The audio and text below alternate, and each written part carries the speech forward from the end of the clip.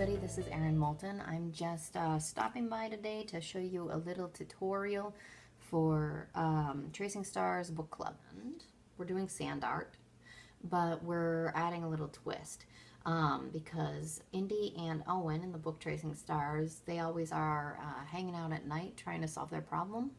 And so I thought we could kind of do a sunset look and add a little glow powder in order to make it a glow-in-the-dark project. So here's what you need.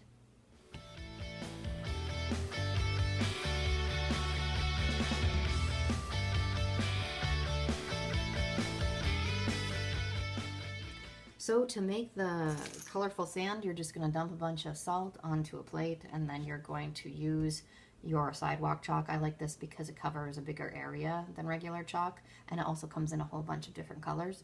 And you're just going to go ahead and swirl it. Scrub. Scrub, scrub, scrub. You can make it as dark as you want. And I liked to do the sunset colors, so I added blue, purple, orange, and then a little bit of a darker blue as well. And I just basically filled up a bunch of plates full of, colorful salt, and then I started to pour them into a jar. The reason I like the paper plate is because you can bend it like this, and then you can get it into any jar you want. I picked some of these up at Michael's. They were under $3. So if you have a big group, you could go for cheaper and smaller jars. If you have a small group, maybe you could go for bigger jars. I have a coworker at work that is one of those people who can find anything for really cheap, and she goes hunting for things. And so if you have one of those people, you can ask them to find you jars, and they'll find you awesome jars. And go with a variety of different shapes. I have this one. I also, one of the characters in the book is named Owen, and he's very nerdy. And so I got him a jar that looks like a light bulb, because I thought that would fit his character really well. So once you've filled up your jar with different layers of sand, like this, you're going to add in a little glow powder.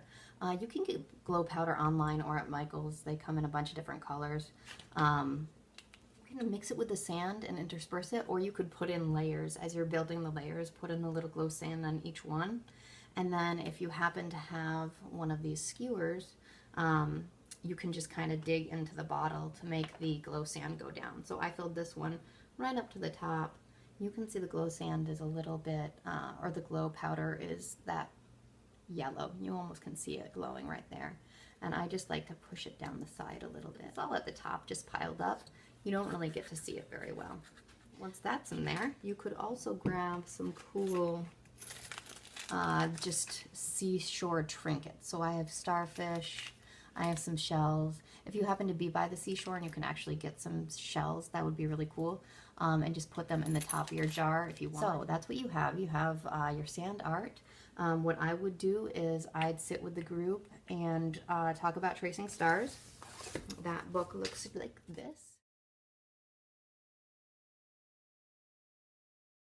Questions. The theme in Tracing Stars is friendship, and it's also individuality, so it's a great one for middle grade readers.